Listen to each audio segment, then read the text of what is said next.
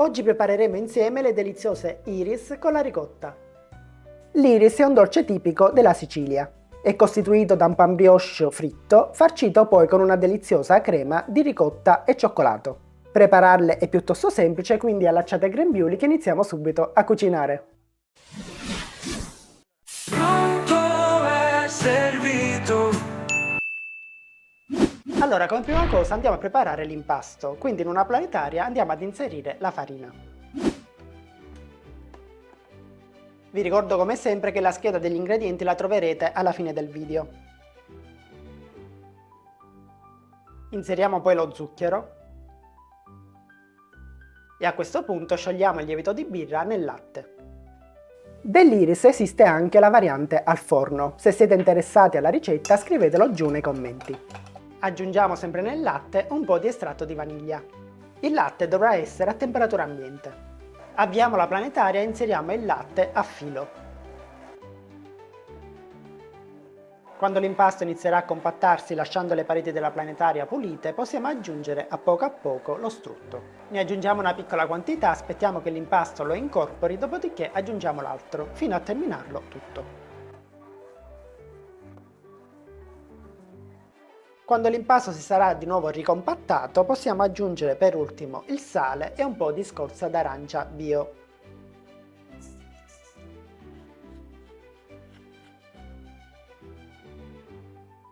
Facciamo ripartire la planetaria e portiamo a chiusura l'impasto.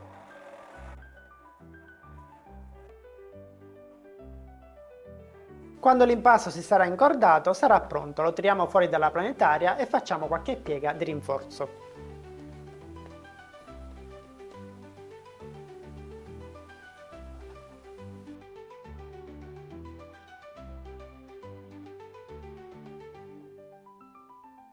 Trasferiamo ora il nostro panetto all'interno di una ciotola infarinata.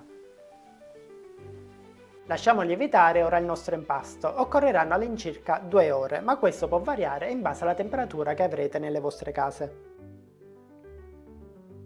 E nel frattempo che aspettiamo che il nostro impasto lieviti, noi ci portiamo avanti il lavoro e prepariamo la farcia. Per realizzarla ci occorrerà della ricotta di pecora.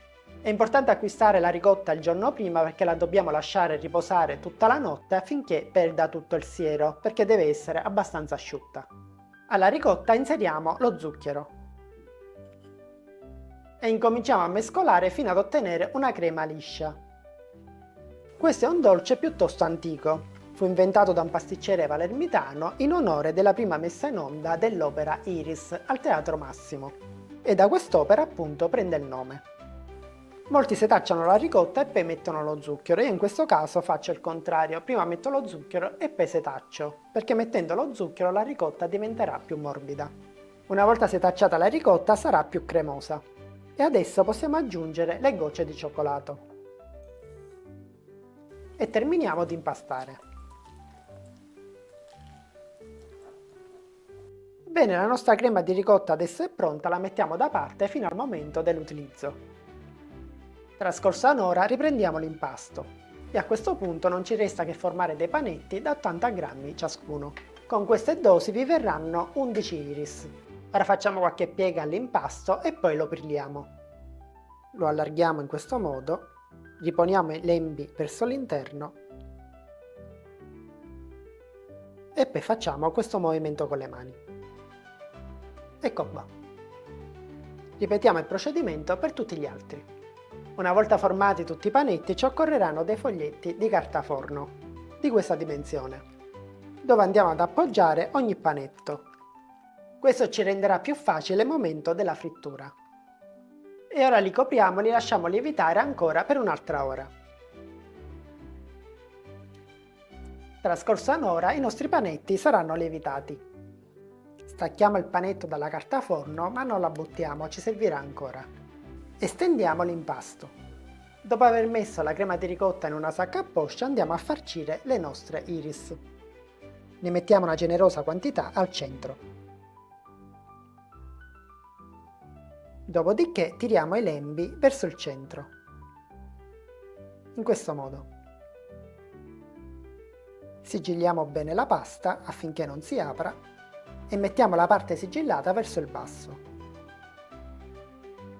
E la prima è fatta e la riponiamo di nuovo sopra il foglio di carta forno. Ripetiamo lo stesso procedimento per tutte le altre. Adesso dobbiamo passare i nostri panetti nel pangrattato, ma prima li dobbiamo un po' bagnare con dell'acqua. Quindi li passiamo velocemente nell'acqua e poi nel pangrattato. Dopodiché trasferiamo di nuovo il panetto sopra un foglio di carta forno. Ripetiamo lo stesso procedimento per tutte le altre. E ora non ci resta che farli lievitare un'ultima volta per un'ora. Trascorsa un'ora siamo pronti per friggere. In una pentola inseriamo abbondante olio di semi e portiamo l'olio a circa 170 gradi. Raggiunta la temperatura buttiamo giù le iris.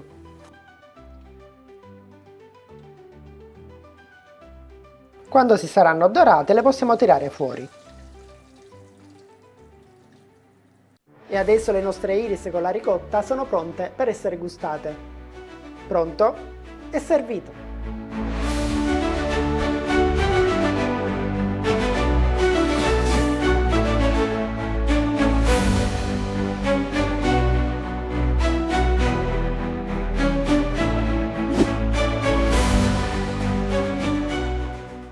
Pronto e servito.